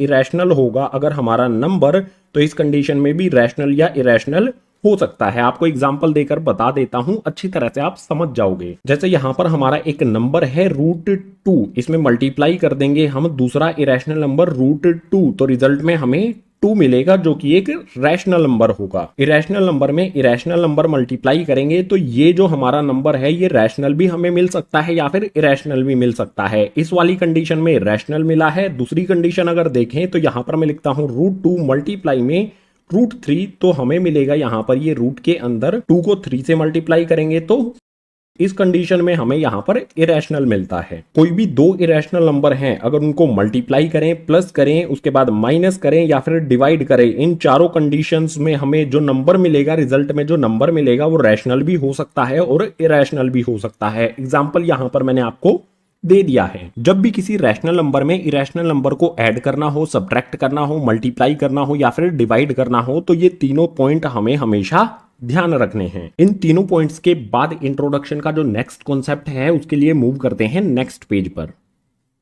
इस पेज पर है सम आइडेंटिटीज, कुछ फॉर्मूले यहां पर हैं, इनका इस्तेमाल करेंगे एक्सरसाइज 1.5 के क्वेश्चंस को सोल्व करने के लिए। आपको देखने में लग रहा होगा कि काफी डिफिकल्ट हैं, लेकिन बहुत आसान आइडेंटिटीज हैं और जब इनको क्वेश्चंस पे अप्लाई करेंगे तो क्वेश्चन और आसान हो जाएगा हमारे लिए। तो एक एक करके सभी आइडेंटिटीज को समझ लेते हैं एग्जाम्पल के साथ। सबसे पहले यहां पर दिया है √AB, ये इक्वल होता है √A √B के। सपोज कर लीजिए हमें रूट के अंदर दिया गया है 2 मल्टीप्लाई में 3, इसको हम इस तरह से भी लिख सकते हैं √2 और √3। रूट के अंदर कोई भी दो वैल्यूज एक दूसरे के साथ मल्टीप्लाई हैं तो उनको अलग अलग रूट के अंदर लिखा जा सकता है। क्वेश्चन में जैसी रिक्वायरमेंट होगी उसी तरह से इनको चेंज कर लेंगे। अगर हमें √2 मल्टीप्लाई 3 से इस तरफ चेंज करना है तो ये भी किया जा सकता है, या फिर अगर हमें √2 मल्टीप्लाई में √3 दिया गया है तो हम उनको इस तरह से भी लिख सकते हैं। जैसा क्वेश्चन में रिक्वायरमेंट है उसी तरह से इसको अप्लाई कर दिया जाएगा। इसके बाद नेक्स्ट है यहाँ पर √A/B,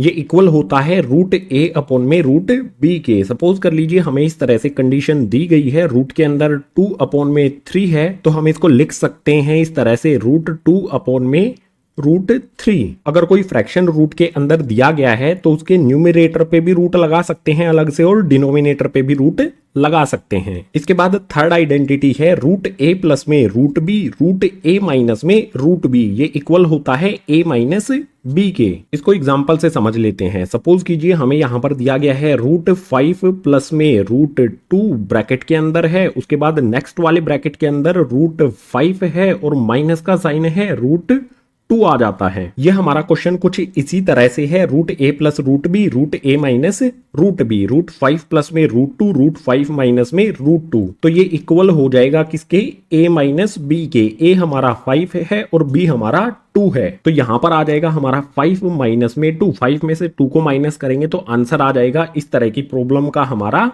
3। आइडेंटिटी आपको देखने में डिफिकल्ट लग रही होगी, लेकिन क्वेश्चन को इसने कितना आसान बना दिया है ये समझना हमारे लिए जरूरी है। इसके बाद इससे नेक्स्ट आइडेंटिटी दी गई है A+ में √B, A- में √B, तो ये इक्वल होता है A² में B के। जो हमारी इससे पहले वाली आइडेंटिटी है इसी से सिमिलर ये वाली आइडेंटिटी है। इसके लिए भी एग्जाम्पल ले लेते हैं। सपोज कीजिए हमें यहां पर दिया गया है 5+ में √2, A हमारा रूट के अंदर नहीं है और B हमारा रूट के अंदर है। इसके बाद नेक्स्ट वाला जो ब्रैकेट है उसके अंदर दिया गया है 5- में √2, ये इक्वल होता है किसके, A² में B के। A हमारा 5 है तो यहां पर आ जाएगा 5 का स्क्वायर, इसके बाद माइनस का साइन लगा देंगे। यहां पर है B हमारा 2 है तो यहां पर 2 लिख दिया जाएगा। अब इसको सोल्व कर लेंगे। 5 का स्क्वायर होता है यहां पर 25 - 2 एज इट इज आ जाएगा। सोल्व करेंगे 25 में 2 तो ये हो जाएगा 23 हमारा इस प्रॉब्लम के लिए आंसर। जो भी हमारी ये आइडेंटिटी है इसको किस तरह से अप्लाई करना है एग्जाम्पल भी दे दिया है, तो इससे नेक्स्ट वाली आइडेंटिटी पे चलते हैं। ये भी सिमिलर है प्रीवियस दो आइडेंटिटीज से ही। इस आइडेंटिटी में √A+ B दिया गया है, √A- B दिया गया है, ये इक्वल होगा A- में B स्क्वायर के। इसके लिए भी एग्जाम्पल ले लेते हैं। सपोज कीजिए हमारा √5 यहां पर है, उसके बाद प्लस में 2 आ जाता है, यानी कि ये हमारी B की वैल्यू होगी, प्लस का साइन लगेगा। उसके बाद नेक्स्ट वाले ब्रैकेट में हमारा √5 - में 2 आ जाता है, तो ये इक्वल होगा गाइस a माइनस में b स्क्वायर के। a हमारा 5 है, b हमारा 2 है, तो a की वैल्यू आ जाएगी यहाँ पर 5, उसके बाद माइनस का साइन लगाएंगे, b का स्क्वायर होगा, b की वैल्यू 2 है तो 2 का स्क्वायर यहाँ पर बना देंगे। उसके बाद हमारा आगे सोल्व करने पर आ जाएगा 5 minus sign as it is आएगा, 2 का स्क्वायर करेंगे तो हो जाएगा 4, 5 में से 4 को माइनस करेंगे तो आंसर आ जाएगा हमारा 1। कितना आसान बना दिया है इन आइडेंटिटीज ने इस टाइप के क्वेश्चंस को। इसके बाद इससे नेक्स्ट आइडेंटिटी यहां पर आती है रूट ए प्लस में root B root C plus में रूट डी, तो ये इक्वल होता है रूट ए सी प्लस में रूट ए डी प्लस में रूट बी सी प्लस में रूट बी डी। इस आइडेंटिटी को अगर याद नहीं रख सकते हैं तो समझने का तरीका बता देता हूं। सबसे पहले आप क्या करो, रूट ए को सी से मल्टीप्लाई करो तो हमारा ए सी बन जाएगा। उसके बाद रूट ए को आप डी से मल्टीप्लाई करो तो हमारा ए डी बन जाएगा। जो भी हमारा रूट ए है उसको इस ब्रैकेट की दोनों वैल्यूज पहले सी से मल्टीप्लाई करेंगे ए सी, उसके बाद डी से मल्टीप्लाई करेंगे तो ए डी बन जाएगा। इसके बाद जो हमारा रूट बी है, इस रूट बी को सी से मल्टीप्लाई करेंगे, उसके बाद डी से मल्टीप्लाई करेंगे, रूट बी को रूट सी से मल्टीप्लाई करेंगे तो बी सी बन जाएगा, रूट बी को रूट डी से मल्टीप्लाई करेंगे तो बी डी बन जाएगा। पहले रूट ए को इन दोनों वैल्यूज में मल्टीप्लाई करेंगे, उसके बाद रूट बी को इन दोनों वैल्यूज में मल्टीप्लाई करेंगे तो ये आइडेंटिटी हमारी बन जाएगी। अब इस आइडेंटिटी के लिए एक एग्जांपल भी आपके लिए लिख देता हूं। एग्जांपल में हमारे पास है रूट 2 प्लस में रूट 3, नेक्स्ट वाले ब्रैकेट के अंदर रूट 5 प्लस में रूट 7। इसको सोल्व करेंगे, ये कुछ इसी फॉर्म में हमें दिया गया है तो इस फॉर्म में इसको कन्वर्ट कर देंगे। सबसे पहले वाले ब्रैकेट के अंदर है ए सी, ए हमारा 2 है, सी हमारा 5 है, तो यहां पर इसको सोल्व कर लेते हैं। पहले वाले ब्रैकेट के अंदर आ जाएगा 2 मल्टीप्लाई में 5 है, सिंपली यहां पर लिखेंगे 2 मल्टीप्लाई में 5 है। इसके बाद यहां पर प्लस का साइन लगा देंगे, प्लस साइन के बाद रूट के अंदर है ए डी, ए हमारा 2 है, डी हमारा 7 है, तो यहां पर रूट बना लेंगे और इसके अंदर आ जाएगा 2 मल्टीप्लाई में 7। इसके बाद फिर से प्लस का साइन लगा देंगे, प्लस साइन के बाद यहां पर है बी सी, बी हमारा 3 है, सी हमारा 5 है, सो रूट के अंदर यहां पर आ जाएगा हमारा 3 मल्टीप्लाई में 5, प्लस का साइन लगाएंगे। इसके बाद लास्ट वाले रूट के अंदर आता है बी डी, सो यहां पर सबसे पहले तो रूट बना लो। अब हमारा बी क्या है 3 और डी है हमारा 7, यानी कि यहां पर आ जाएगा 3 मल्टीप्लाई में 7। अब इसको सोल्व कर लेंगे, रूट हमारा एज इट इज आएगा, 2 को 5 से मल्टीप्लाई करेंगे तो यहां पर आ जाएगा 10, उसके बाद प्लस का साइन लगा देंगे, 2 को 7 से मल्टीप्लाई करेंगे तो रूट के अंदर आ जाएगा हमारा 14, इसके बाद प्लस का साइन लगाएंगे, 3 को 5 से मल्टीप्लाई करेंगे तो ये आ जाएगा हमारा रूट के अंदर 15। इसके बाद लास्ट वाले रूट के अंदर 3 मल्टीप्लाई में 7 है, प्लस साइन के बाद 3 को 7 से मल्टीप्लाई करेंगे तो ये हो जाएगा हमारा 21। सो जो भी हमारी ये प्रॉब्लम थी उस पे आइडेंटिटी को हमने किस तरह से अप्लाई किया है ये आपको समझ में आ गया होगा। इसको सोल्व कर लेंगे तो आंसर हमें मिल जाएगा। इसके बाद लास्ट वाली आइडेंटिटी सबसे इंपॉर्टेंट हो जाती है, इसको रब कर देता हूं। लास्ट वाली आइडेंटिटी को आप समझ लो, इसका एग्जाम्पल ले लेता हूं। यहां पर लास्ट वाली आइडेंटिटी में root A plus root B का होल स्क्वायर दिया गया है, तो ये इक्वल होता है ए प्लस में 2 रूट ए बी प्लस में बी के। इससे रिलेटेड आपको एक एग्जांपल दे देता हूं। सपोज कीजिए हमें दिया गया है रूट 2 प्लस में रूट 3, इसका होल स्क्वायर किया गया है। ए हमारा फर्स्ट वाले रूट के अंदर होगा यानी कि 2, बी हमारा सेकंड वाले रूट के अंदर होगा यानी कि 3। ए की वैल्यू 2, बी की वैल्यू 3। अब इसको हम सोल्व करेंगे तो हमारा क्या आएगा, सबसे पहले ए आएगा जिसकी वैल्यू हमारी यहाँ पर 2 है तो 2 लिख देंगे, उसके बाद प्लस का साइन लगा लेंगे। जो भी हमारी ये आइडेंटिटी है, फॉर्मूला है, इसमें अलग से यहाँ पर एक 2 आता है, इस वाले 2 को लिख देंगे। इस 2 के बाद रूट बनता है, रूट बना लेंगे। यहाँ पर इस रूट के अंदर ए बी है यानी कि ए मल्टीप्लाई में बी है। ए हमारा 2 है, बी हमारा 3 है, रूट के अंदर ये दोनों मल्टीप्लाई हो जाएंगे, 2 मल्टीप्लाई 3 यहां पर आ जाएगा। इसके बाद प्लस का साइन लगा लेंगे, प्लस साइन के बाद यहां पर है बी, बी हमारा 3 है तो यहां पर लिख देंगे। जो भी हमारी ये प्रॉब्लम थी इस पर हमने आइडेंटिटी अप्लाई कर दी है। अब इसको सोल्व कर लेंगे, सिंपल है। जो हमारी सिंगल वैल्यूज हैं जैसे यहां पर 2 है और 3 है, इन दोनों को ऐड करेंगे तो हो जाएगा 5। इसके अलावा बची हुई हमारी एक टर्म ये वाली है, इसको लिखेंगे 2 आ जाएगा और रूट के अंदर 2 मल्टीप्लाई में 3 है तो ये रूट के अंदर 6 हो जाएगा। जो भी हमारी आइडेंटिटीज थी उनको किस तरह से अप्लाई करना है प्रॉब्लम्स पर, सभी को हमने एग्जाम्पल के साथ समझ लिया है। तो इस चैप्टर का जो भी नेक्स्ट कॉन्सेप्ट है उसके लिए चलते हैं अगले पेज पर। चैप्टर के इंट्रोडक्शन में नेक्स्ट कॉन्सेप्ट आता है रैशनलाइज द डिनोमिनेटर। सपोज कीजिए हमारे पास एक फ्रैक्शन है 1/√2 और जो भी डिनोमिनेटर है ये रूट के अंदर है। डिनोमिनेटर में हमारी कोई भी वैल्यू रूट के अंदर है तो हम उसको इस तरह से नहीं रख सकते हैं, इसका रूट हमें हटाना होगा। डिनोमिनेटर की वैल्यू पे रूट नहीं होना चाहिए। इस रूट को हटाने के लिए इस डिनोमिनेटर को रैशनलाइज किया जाएगा। या फिर सपोज कर लीजिए जो भी पीछे वाले पेज पर आइडेंटिटीज दी गई हैं, किसी क्वेश्चन पर हम वो आइडेंटिटी अप्लाई करके आंसर फाइंड कर लेते हैं और आंसर में हमें जो भी डिनोमिनेटर की वैल्यू है वो रूट के अंदर मिलती है, तो वो हमारा आंसर सही नहीं होगा। डिनोमिनेटर में कोई भी वैल्यू रूट के अंदर नहीं होनी चाहिए, रैशनलाइज करना होगा, उसके बाद हमें हमारा आंसर मिलेगा। अगर हमें कोई वैल्यू इस तरह से दी गई है 1/√2, इसको किस तरह से रैशनलाइज करेंगे। डिनोमिनेटर में सिर्फ एक ही वैल्यू है तो रैशनलाइज करना इजी होता है। रैशनलाइज करने के लिए मल्टीप्लाई का साइन लगाएंगे, जो भी डिनोमिनेटर में वैल्यू है उसको ऊपर और नीचे दोनों जगह पर मल्टीप्लाई कर देंगे। डिनोमिनेटर में √2 है तो ऊपर भी √2 से मल्टीप्लाई करेंगे और नीचे भी √2 से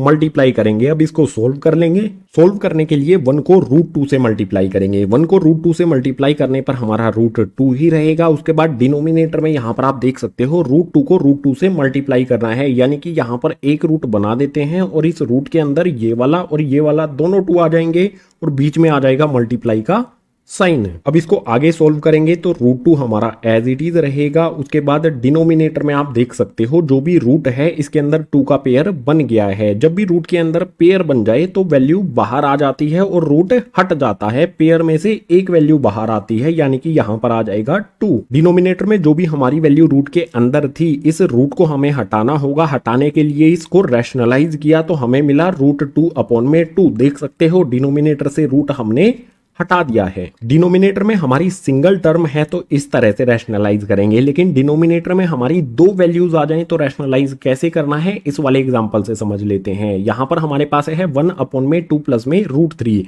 डिनोमिनेटर में जो भी हमारी वैल्यू रूट के अंदर दी गई है इसको रूट से बाहर निकालना होगा, तो रैशनलाइज करने के लिए यहां पर हम मल्टीप्लाई का साइन लगाएंगे। जो भी हमारी वैल्यू डिनोमिनेटर में है इसको ऊपर भी मल्टीप्लाई करेंगे, नीचे भी मल्टीप्लाई करेंगे, लेकिन एक छोटा सा चेंज करके। अगर यहां पर प्लस का साइन है तो माइनस साइन में चेंज कर देंगे और ऊपर और नीचे मल्टीप्लाई कर देंगे। अगर यहां पर माइनस साइन होता तो प्लस साइन लगा के ऊपर और नीचे मल्टीप्लाई कर देते। जो भी साइन यहां पर होगा उसको चेंज करके यहां पर ऊपर और नीचे मल्टीप्लाई कर देना है। यहां पर प्लस का है तो इसको चेंज कर देंगे माइनस में, मल्टीप्लाई करेंगे 2 माइनस में √3 और डिनोमिनेटर में भी 2 माइनस में √3। ऊपर और नीचे मल्टीप्लाई करने के बाद अब इसको सोल्व कर लेंगे। सोल्व करना आसान है। 1 को 2 माइनस √3 में मल्टीप्लाई करेंगे तो 2 माइनस √3 ही रहेगा, कोई भी चेंज नहीं आएगा। किसी भी वैल्यू में 1 मल्टीप्लाई किया जाए तो वो वैल्यू एज इट इज रहती है, कोई भी चेंज नहीं आता है। इसके बाद डिनोमिनेटर पर आ जाओ। डिनोमिनेटर में हमारे पास है 2 प्लस में √3, 2 माइनस में √3। पीछे वाले पेज पर जो आइडेंटिटीज हमने पढ़ी थी उनमें से किसी एक आइडेंटिटी को यहां पर अप्लाई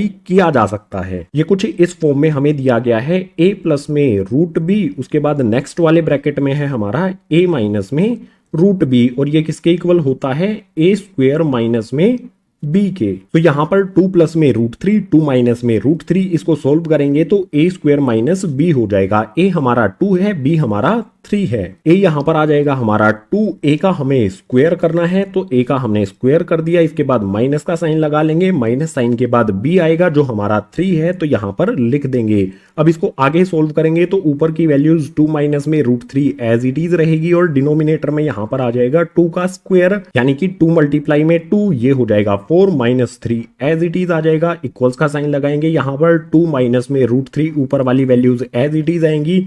उसके बाद जो भी डिनोमिनेटर में है उसको सोल्व करेंगे। 4 में से 3 को माइनस करने पर हमें मिल जाएगा 1। एक बात हमेशा ध्यान रखना, डिनोमिनेटर में अगर हमें 1 मिलता है तो उसको लिखना जरूरी नहीं होता है, यानी कि जो भी हमारी ये वैल्यू थी इसको रैशनलाइज जब हमने किया तो हमें मिला 2 माइनस में √3, यही हो जाएगा हमारा आंसर। डिनोमिनेटर को किस तरह से रैशनलाइज किया जाता है इससे रिलेटेड एग्जाम में हमेशा क्वेश्चन आता ही आता है। सो अच्छी तरह से इस कॉन्सेप्ट के हमने 2 एग्जांपल यहां पर ले लिए हैं, तो रैशनलाइज द डिनोमिनेटर वाला कॉन्सेप्ट हो जाता है कंप्लीट। अब इस चैप्टर के इंट्रोडक्शन में एक कॉन्सेप्ट आता है कंस्ट्रक्शन से रिलेटेड, उसको समझते हैं नेक्स्ट पेज पर। सपोज कीजिए हमारे पास एक इरेशनल नंबर है रूट 9.3, रूट के अंदर डेसिमल की फॉर्म में है। अगर इसको नंबर लाइन पर शो करना है तो उसके लिए कौन से स्टेप्स हमें फॉलो करने होंगे। रूट 9.3 को नंबर लाइन पर रिप्रेजेंट करने के लिए सबसे पहले स्केल लेंगे और हम ड्रॉ करेंगे 9.3 सेंटीमीटर की एक लाइन। सो ये यहां पर है 0, यहां से यहां तक हो जाता है हमारा 9.3। हमने एक लाइन ड्रॉ कर दी है। जो भी हमारा ये वाला पॉइंट है ए हो जाएगा, ये वाला पॉइंट है बी हो जाएगा। इस पॉइंट को थोड़ा सा हाईलाइट भी करके रखेंगे। अब जो भी हमारा बी पॉइंट है, इस पॉइंट से 1 सेंटीमीटर आगे बढ़ा देंगे, इस लाइन को एक्सटेंड कर देंगे। सो यहां पर मैंने ये स्केल रखा, लाइन को मैंने 7 यहां पर है, 8 तक इस लाइन को आगे बढ़ा देते हैं। ये हमारा ए पॉइंट, ये हमारा बी पॉइंट और ये पॉइंट हो जाएगा हमारा सी। जो भी हमारी ये ए सी लाइन बनी है, इसका मिड पॉइंट हमें ढूंढना है। मिड पॉइंट ढूंढने के लिए ए सी का करेंगे परपेंडिकुलर बाइसेक्टर ड्रॉ।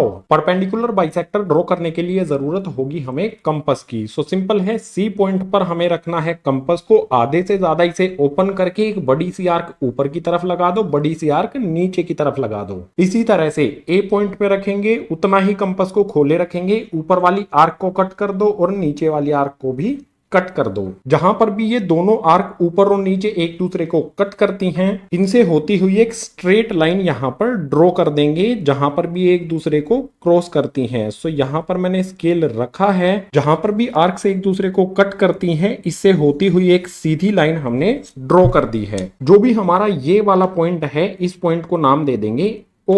इसे नेक्स्ट स्टेप करने के लिए फिर से जरूरत होगी इस कंपास की टिप को रखेंगे ओ पॉइंट पर और इसे ओपन कर लेंगे ए वाले पॉइंट तक। इतना ओपन करने के बाद जो भी हमारा ये ए पॉइंट है, यहां से होती हुई एक बड़ी सी आर्क ड्रॉ कर देंगे जो हमारे सी पॉइंट पर एंड होगी। ये हमारी एक बड़ी सी आर्क हमने ड्रॉ कर दी। इस वाले पॉइंट पर कंपास की टिप को रख के ये एक सेमी सर्कल बन गया। अब जो भी हमारा ये बी पॉइंट है, इस बी पॉइंट पर 90 डिग्री का एंगल बनाएंगे। 90 डिग्री एंगल बनाने के लिए डी वाला स्केल हमारे पास है, जिसे प्रोट्रैक्टर कहते हैं। इसको बी पॉइंट पर रखेंगे, 90 डिग्री जहां पर भी होता है इसके लिए पॉइंट लगा देंगे। ये वाला पॉइंट हो जाता है 90 डिग्री के लिए। अब जो भी हमारा बी पॉइंट है, यहां से एक लाइन ड्रॉ करेंगे इस पॉइंट के लिए, लेकिन इस पॉइंट तक नहीं करेंगे। स्केल रख के बताता हूं कहां तक लाइन ड्रॉ की जाएगी। सो बी पॉइंट से इस पॉइंट को हमने मैच कर लिया है।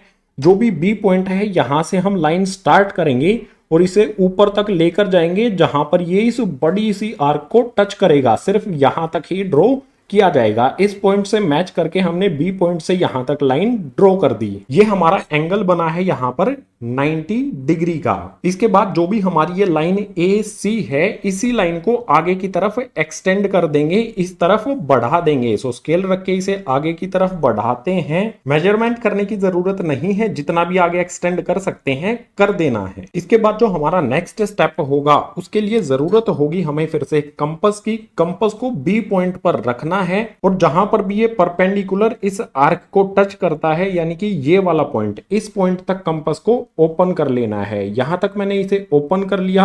अब एक आर्क लगा देनी है हमें इस लाइन पर, जो भी हमारी हॉरिजॉन्टल लाइन है। जहां पर भी ये आर्क हमारी इस लाइन को टच करती है, उस पॉइंट को नाम दे देंगे ई। और जो भी हमारा ये वाला पॉइंट है, इसको भी नाम दे देते हैं डी। बी पॉइंट पर कंपास रख के डी पॉइंट से एक आर्क हमने ड्रॉ कर दी है, जो इस लाइन को ई पॉइंट पर टच करती है। अब जो भी हमारा बी से ई तक का डिस्टेंस होगा, उसी को कहेंगे हम रूट 9.3। इस तरह से हमारा कोई इरेशनल नंबर है, डेसिमल में रूट के अंदर दिया गया है। जैसे यहां पर हमें 5.3 दिया जा सकता था, रूट के अंदर हमें यहां पर 3.5 दिया जा सकता था। जो भी हमारे ये नंबर्स हैं, इस तरह से इन सभी नंबर्स को नंबर लाइन पर शो किया जा सकता है। जो भी स्टेप्स यहां पर इस कंस्ट्रक्शन में फॉलो किए गए हैं, आपको भी वही सेम स्टेप्स फॉलो करने हैं। और जो भी इस तरह के नंबर्स हैं, उन नंबर्स को नंबर लाइन पर इजीली शो कर सकते हैं। इरेशनल नंबर से रिलेटेड ये वाला कॉन्सेप्ट हो जाता है कंप्लीट। इंट्रोडक्शन का लास्ट कॉन्सेप्ट, उसके लिए मूव करते हैं नेक्स्ट पेज पर। चैप्टर का लास्ट कॉन्सेप्ट आता है laws of exponents of real number. इससे रिलेटेड कुछ आइडेंटिटीज हैं, इनका यूज करेंगे एक्सरसाइज 1.6 के क्वेश्चंस को सोल्व करने के लिए। सो एक एक करके एग्जांपल के साथ समझ लेते हैं। सबसे पहले यहां पर दिया है a की पावर m डॉट a की पावर n इक्वल्स टू में हो जाएगा हमारा a की पावर m प्लस में n, यानी कि हमारी कोई वैल्यू है a यहां पर भी और यहां पर भी, इन पे पावर अलग अलग है। इस डॉट का मतलब होगा ये एक दूसरे के साथ मल्टीप्लाई में है। अगर ये मल्टीप्लाई में है तो जो पावर है वो ऐड हो जाएगी। एग्जांपल से समझा देता हूं। जैसे यहां पर हमारा 2 है, इसकी पावर 2 है, इसके बाद डॉट लगा हुआ है और यहां पर 2 है, इसकी पावर 3 है, और इस डॉट का मतलब होगा मल्टीप्लाई। या तो आप डॉट लगा सकते हैं या फिर यहां पर मल्टीप्लाई भी लिख सकते हैं। जब वैल्यू एक दूसरे के साथ मल्टीप्लाई में होगी तो पावर एक दूसरे के साथ ऐड हो जाएगी, तो हमें रिजल्ट जो है वो मिलेगा। सबसे पहले तो यहां पर 2 आएगा। आइडेंटिटी के अकॉर्डिंग क्या होगा, यहां पर जो भी हमारा a है यानी कि ये वाली वैल्यू है वो आ जाएगी, और m प्लस में n जो भी हमारी पावर है वो ऐड हो जाएगी। पावर यहां पर 2 है और यहां पर 3 है, तो इसको ऐड कर देंगे, 2 प्लस में 3 हो जाएगा। इसको सोल्व करेंगे, 2 की पावर कितनी हो जाएगी हमारी, 2 प्लस में 3, ये हो जाएगी हमारी 5, और 2 की पावर 5 का मतलब होगा 2 मल्टीप्लाई में 2 मल्टीप्लाई में 2 मल्टीप्लाई में 2 मल्टीप्लाई में 2।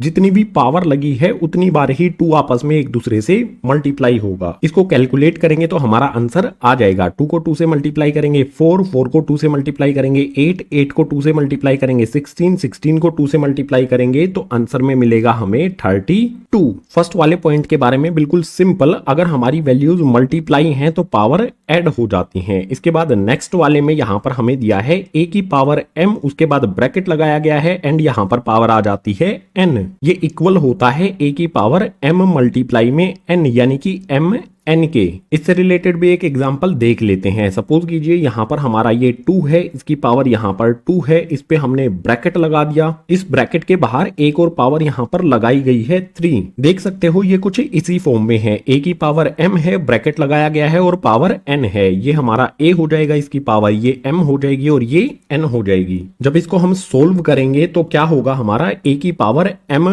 n यानी कि m मल्टीप्लाई में n हो जाएगा। सबसे पहले a यानी कि 2 आ जाएगा हमारा। अब जो भी पावर है ये एक दूसरे से मल्टीप्लाई हो जाएगी। 2 को 3 में मल्टीप्लाई करेंगे तो यहां पर आ जाएगा हमारा 6, और 2 की पावर 6 का मतलब होगा 2 मल्टीप्लाई में 2 मल्टीप्लाई में 2 मल्टीप्लाई में 2 मल्टीप्लाई में 2 मल्टीप्लाई में 2। जो भी हमारा 2 है वो 6 बार आपस में ही मल्टीप्लाई हो जाएगा। जब इसको सोल्व करेंगे तो हमें मिलेगा 64 में हमारा आंसर। ये हमारा आंसर हो जाएगा। इससे नेक्स्ट यहां पर है a की पावर m अपॉन में a की पावर n, ये इक्वल होता है a की पावर m माइनस n के। सिंपल वर्ड्स में वैल्यू एक दूसरे के साथ डिवाइड है तो पावर माइनस हो जाती है। एग्जांपल से समझ लेते हैं। सपोज कीजिए 5 की पावर यहां पर 3 है, इसके बाद यहां पर 5 की पावर 2 है। जब इसको सोल्व करेंगे तो हमें क्या मिलेगा, a की पावर m माइनस में n। सबसे पहले तो हमारा आ जाएगा यहां पर a, जो यहां पर हमारा 5 है, सो 5 आ जाएगा। इसके बाद ऊपर पावर m है, नीचे पावर n है, ये वाला m होगा, ये वाला n होगा। m में से n को माइनस करना है, यानी कि 3 माइनस में हो जाएगा 2। अब इसको सोल्व करेंगे, 5 हमारा एज इट इज आएगा, उसके बाद 3 माइनस में 2,